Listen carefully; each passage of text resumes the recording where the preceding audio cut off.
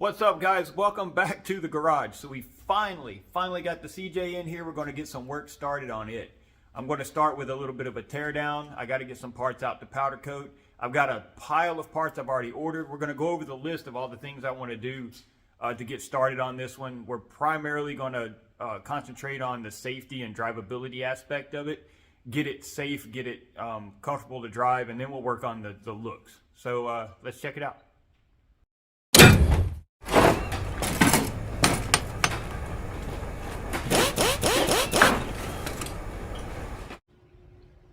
Alright guys, we're back out here. We're finally on the CJ Jeep that I picked up. Today we're going to be basically completely redoing the entire braking system. I'm going to show you what I'm talking about, show you what I picked up, and then we're going to get started. So as you can see, this is the master cylinder on this CJ. It's missing something that most cars nowadays have. It's missing the large vacuum assist assembly that makes the brakes actually work. So this Jeep, the brakes, you take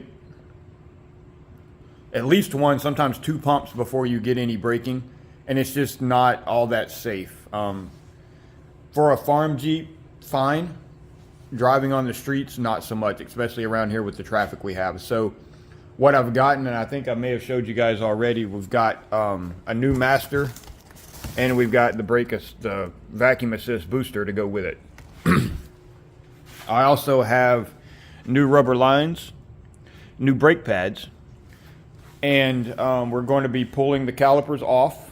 We're going to clean them up in our parts washer, check all the seals and everything, make sure everything looks good, make sure the paint on them is good so they don't rust or anything, reinstall those, reinstall new lines. And then I've got a vacuum bleeder over here. As you can see, the list has gotten really long on the CJ. I've got this vacuum bleeder toolkit that I picked up. That's really hard to open one-handed. So we're going to use that to vacuum out all the old .3, and then I got half a bottle or so. I may have to go get some more of that. But that's going to be the rundown. So what I'm trying to do is get the Jeep to where it'll pass inspection. The guy said it passed inspection. It's got a sticker from January 23, but I don't know that these brakes would pass. So I need to get it to pass inspection so that we can pick up the tags. We got custom tags and they're coming in this week. So we need to get all of that done, inspection and insurance, because they won't let us have the tags unless we have that. So, or the registration. So that's the plan. We're going to get working on it. So let's go. All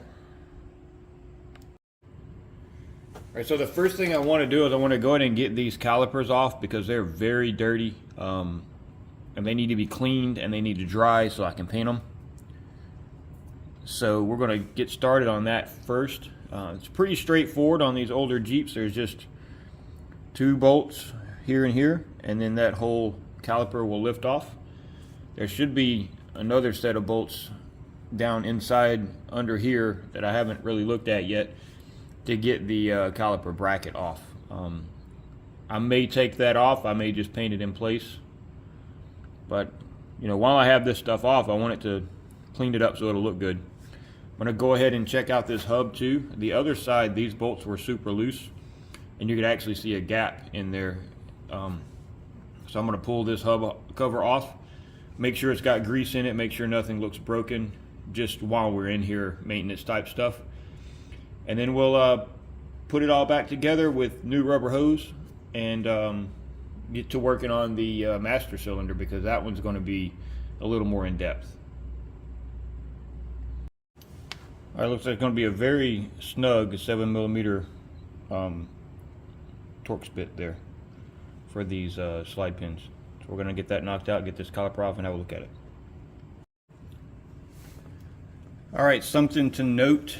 You see these brake pads. I thought they were fairly new because this outside one that you can see is pretty wide, but you see how this inside one is not. It's almost all the way burnt off. That's typically because these slide pins are not greased and this caliper is not able to slide on the slide pins, which means that it's putting more pressure on this inside with the piston than it is on the outside. What we're doing should remedy that. We're going to grease up these slide pins and clean everything up. So hopefully we won't have that problem in the future, but that's something, if you notice that your inside pads are wearing much faster than your outside pads, it's because these slide pins are bound up. All right, the last thing to get this caliper off is to remove this. It's called a banjo bolt because this bolt goes through this middle band. That's the hose that connects here. So if you're doing a typical brake job, you don't want to remove this because that's going to introduce a lot of air into the system that you'll have to bleed out later. You can just secure this caliper, hang it from something under here with a zip tie or a bungee cord or something so that it doesn't hang from that hose. But we're replacing that hose and everything, so it's a little different story. I'm going to zip it off. I totally forgot I actually have electric impact, so I'm going to zip it off real quick and then we'll get a good look at this caliper. All right, we got our caliper off here, got it on the bench so we can have a look at it. I mean, it's pretty rusty, but nothing's broke. All the ears are solid. There's no cracks, so I think they're fine. The seal here on the piston looks pretty good. Pull these slide pins out. As long as they are smooth and not pitted or corroded, yeah, see, they're good. They're smooth. We just got to clean them up and lube them. Once we get them all off, we'll get them in this parts cleaner and get them cleaned up. And then probably hit a wire wheel on them and then throw a little paint on them to seal them up so they don't rust again. And then we can move on to the next step. All right, so I got the two calipers off, got them up here on the bench. I just want to make sure I keep left and right separate because it does matter where this bleeder screw is. It's got to be up to get all the air out of the system when you put them back on. So they both look good. There's a little bit of corrosion on one of the sliders on each one, but I think I can clean that up with some sandpaper or a Dremel. So I'm going to get these over into the parts washer and knock the crud off of them, and then we'll probably wire wheel them up and get them painted. All right.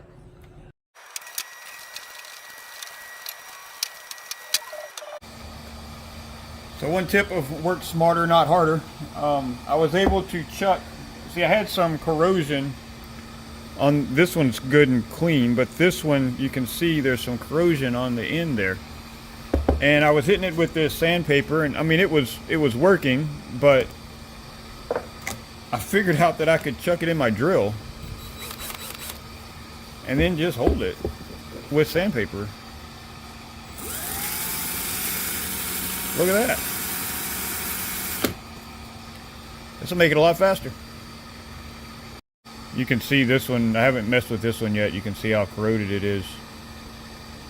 And then we'll look at it when we get done. All right, it's still got some discoloration on there, but it's smooth to the touch now, so that'll allow it to slide in those seals a lot easier and not bind up like we were seeing earlier. All right, I've just been kind of working along here. I haven't really brought out the camera, but got them cleaned up with the wire brush, rinsed them off again in the parts washer, used a heat gun to kind of dry them out because it's a little wet today, sprayed them with some engine enamel, something that'll take the heat. Drying now. I got to flip them to do the other side, and then we'll be able to reinstall. One thing you do want to be mindful of, especially on these older vehicles, I had this problem on the OBS whenever I was trying to bleed the brakes. These are the little bleeder valves, and they were jammed up. When it finally come loose, it shot brake fluid all over the place. So I used just a little piece of wire to run in that hole and that hole, and then my air chuck to make sure they're clear. You want to make sure those are not clogged up, or you're never going to be able to bleed these brakes. Also got the slide pins cleaned up. They're looking pretty good. So once that paint dries, we'll be ready to reinstall. I've been kind of tinkering on this thing a little bit. It didn't come with any instructions at all aside from how to bleed the master. So I got this thing kind of put together. We're looking at pictures online. I don't like the angle that this bolt is in, but it seems to be like flexible, so I guess that's okay because that's the only way it goes. different pictures had this oriented different ways. I have it oriented where the bolt's on the bottom. That's what most of the pictures I saw look like, mainly because I want the vacuum line on this side out of the way. So I got that loosely put together. Nothing's been torqued down. I do have a concern though, because when I push this in, I cannot make this move. It hits like there's something solid there. It won't move at all. I don't know if I just don't have enough oomph to push it or what. But that's together. I went ahead and threw a little bit of lube on some of the bolts over here. So we've got the 2 bolts that hold this master cylinder on. That's going to come off, and then that big bracket is going to go in these bolts. There's 2 on each side right there. And then this whole thing basically is going to be slid out a little bit out here. Actually slid out a lot, you know, bigger than my hand.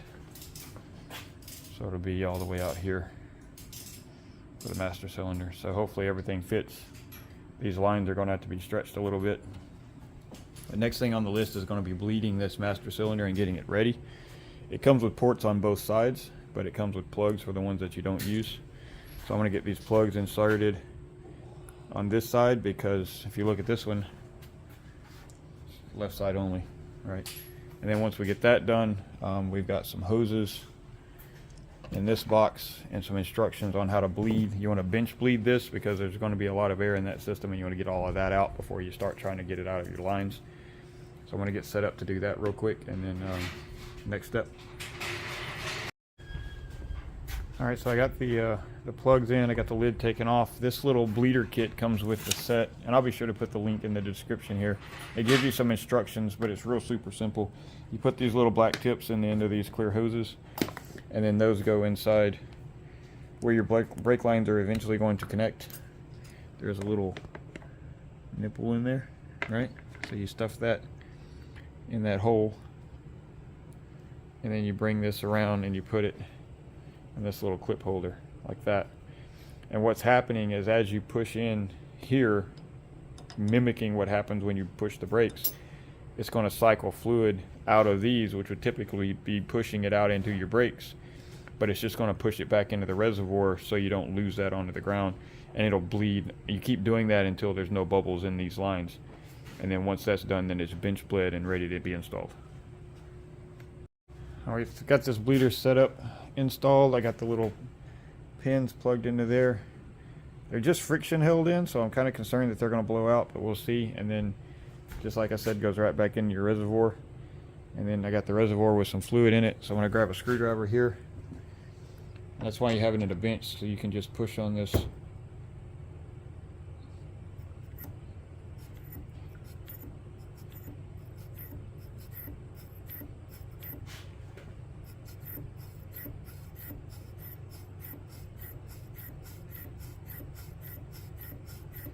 Not really getting anything yet.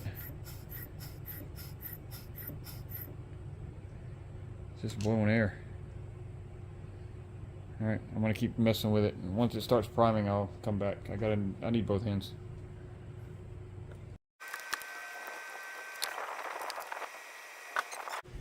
Alright, so it looks like the trick is you've got to get the hoses down into the fluid, because it goes kind of both directions. It'll suck air back in if you don't. So feed them into the fluid there, and then just start pushing this piston in until there's no air in any of the lines.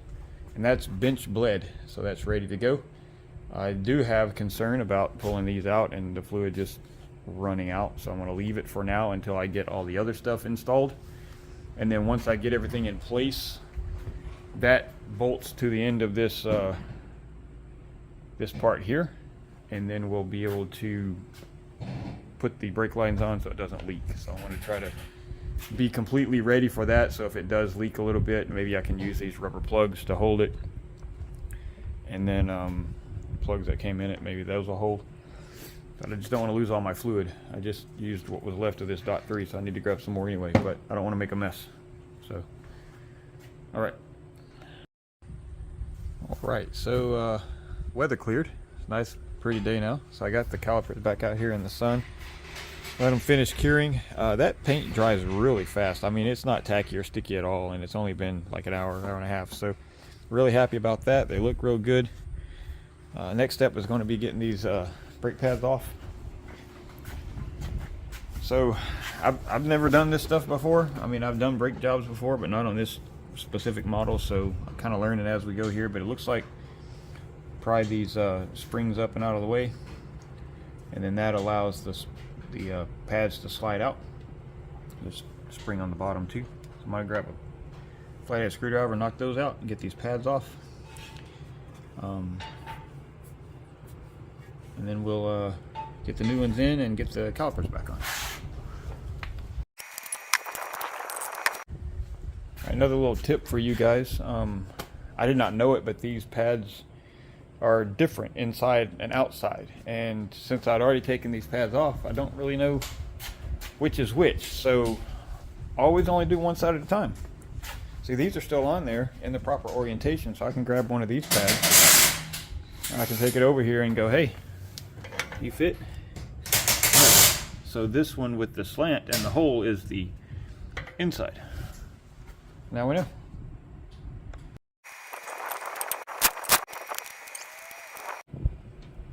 So I'm trying to find as much stuff to do as I can while I'm waiting on the calipers to dry. So we're going to go ahead and change out these rubber hoses. As you can see, this one is very cracked and messed up. So it's pretty simple. You just unscrew the rigid line from this end here, and then this is in like a clip. You pop it out, and then once you pop it out, pop the new one in. We got it here. Get all back together. All right, so I think this end is supposed to spin, but it won't. It's rusted up. So what I ended up having to do is take this whole bracket off after I broke that loose, because that's the only way to get it to come off. So you see it, the whole thing spins. So we're gonna go that way. There we go. All right, so this thing's pretty rusty. So I got it off. I got it in the bench vise so we can be mean to it. So as you can see, this is a clip. It goes inside a groove in the end of this. So we got to get this clip to release, and it's got a curve to it, so it's spring loaded. So we're going to knock that out, clean it up, because we're going to have to reuse it because they didn't come with a new one. You see the groove here in the hose. It slides in that groove right there, and that's what locks it in place. All right, so that took quite a bit of percussive persuasion, but we got the clip off. I went ahead and used the Dremel tool to kind of clean up the surfaces a little bit so things go back together better. Got the new hose in, it is secured.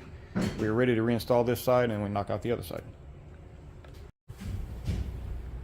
All right, calipers going back on. I did have to remove the little metal shims that were on these pads because it just would not slide on any further. Make sure you use your brake disc or your brake lubricant on these slide pins that we cleaned up earlier. You want to put a bunch down in that hole before you put the pin in to make sure that slides, and it should just push in with, with your finger. You shouldn't have to push super hard to get it in. And then the last item on the list is going to be the banjo bolt for this new hose. So that's going to go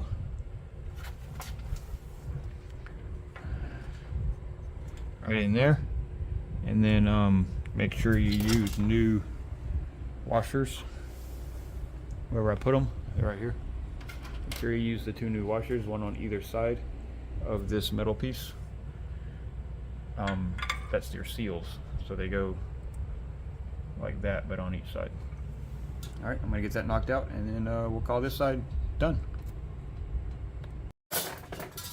All right, so we got the brakes underneath here pretty much finished up.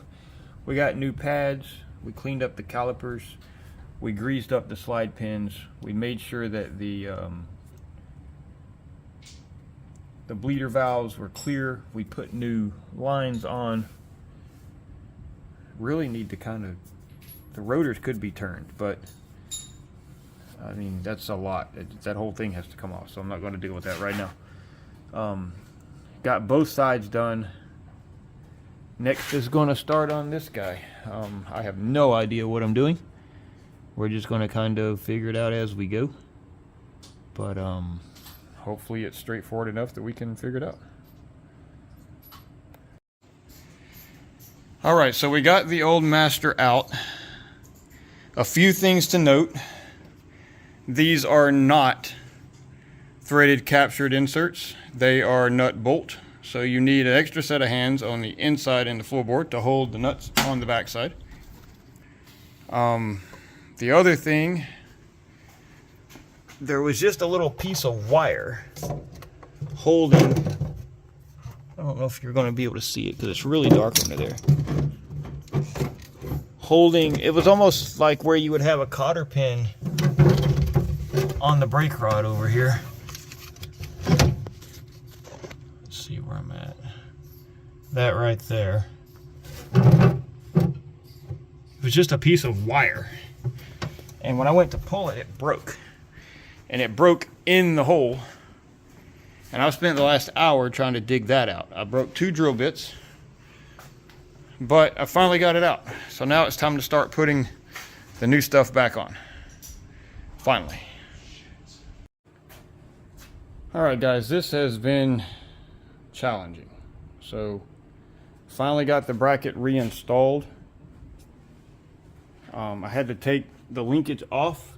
So you have to thread on, see if you can see it, that part there from underneath the floorboard to get that lined up to the brake pedal there. I still haven't put a pin in it yet. I'm just kind of getting everything in place before I cinch it all down. So none of this is tight either. Got the master cylinder installed, stretched the brake lines out. And I don't know if it matters, but these are backwards. So this hose, this line was in front on the old cylinder. So these are switched. I hope it doesn't matter because that's the only way they go. The threads in these holes are different sizes. I also had to do a little persuasion on this bar to keep it from hitting right here. And I'm going to have to reroute this vacuum line because now that the booster is in the way, the throttle linkage is hitting it. You see there? So I'm going to have to reroute that line and run a line for this over here. And then tighten everything up. And we should be ready to test it. I'm going to keep going forward. Like I said, it's just been kind of a battle. I don't know what I'm doing. I'm just kind of figuring it out as I go. So I haven't really been recording much because I'm not really showing you guys what to do because I don't know what to do. But we'll get there. So far so good. And I did test. The hood does close. It's close, but the hood closes. So that's good. All right, next step. All right, everything's tightened up, everything's snug, lined up. I got all the bolts tight. Brake lines are tight, there's no leaks. I did get in the Jeep and just pushed the brake pedal a couple of times with the bleeders open, and as you can see, it bled. Fluid came out, so it's working. So I'm gonna go ahead and start with the bleeding. Start in the back here. You gotta start from the furthest away from the bleeder, or from the master cylinder, so you're in that corner. And then this corner, and then over there, and then here. So I've got the vacuum bleeder assembly. Never used this before, but we're going to try it out, see what happens. Hopefully it works well, and it'll go quick. I'd really like to see how this thing works. It's been a lot of work, but I think it's going to be a huge improvement. I was also able to reroute this vacuum hose a little and get it out of the throttle linkage, and then I connected that one to a little T that had a cover on it right under there. Can you see it? No. Right there. So we got vacuum to the assist. I think we're ready. All right, so we got everything buttoned up, got it bled. Everything seems to be good. Every fluid's coming out of all 4 wheels, so I think we're good on that. Topped off the fluid, put the wheels back on. I just zipped them on with the impact real quick because they're coming right back off. I just got to get this thing inspected so we can pick up the tags. I'm going to double check the fluid levels, but I think we're good there. Fire this thing up as soon as we can get the other car out of the way and see how it goes. I'm hoping the brakes work and I don't run off the road, but we'll see. Wish us luck. Well, guys, this one's done. I am proud to say that it worked. As soon as I fired it up and backed it out of the driveway, I hit the brakes and the front end, I mean, it locked up. I mean, it's an old 85, so it doesn't have ABS. But before, it would take 1, 2, sometimes 3 pumps of the brakes to even get it to slow down. This time, I just hit it a couple of inches, not even a full pedal, and it locked them up. I'm super excited about this, man. It's a huge change in how it drives. It's going to be so much safer. I have a little bit of concern about how high the pedal is. It only goes down maybe 3 or 4 inches for full engagement, like rock hard. So, I mean, it works, but it's way up there. It's actually kind of difficult to get your foot from the gas up onto the brake. It takes some getting used to, but it stops, and it stops really good, really good. Go ahead and update the list here. We got the brake booster and the brake pads. Yep. I'll tell you what, guys, this one tested my limits. It tested the limits of the tools that I own. I come across some instances where I didn't have the right tool. It tested my intelligence. I've never done anything like this before. I've never done something this in depth. I completely rebuilt the entire braking system in this Jeep, with the exception of the brakes in the rear. But I've made it so much safer, and it's much easier to drive and much better to drive. And I've never dove into something that deep before, and I did it. You know, it worked. It took about 6 hours, but it was 6 hours worth it. You know, it tested my lower back. It tested everything. You know, and it's done. And I'm so proud of what we could accomplish out here. And thank you guys for hanging out with me. Thank you for watching the videos and subscribing. If you haven't subscribed yet, please do so. I've got a ton of content coming for this Jeep. It's going to be it's stuff like this. I mean, it's just going to be never ending, really, because it's an old Jeep, so it's going to need work. The content for this CJ is going to be coming along pretty solid. So I hope you guys are ready for that trip. Buckle up. We're going to have a good one. I'm going to go ahead and finish it off here. I'm going to clean the garage up a little bit and go have some dinner. You guys have a good one and rock on.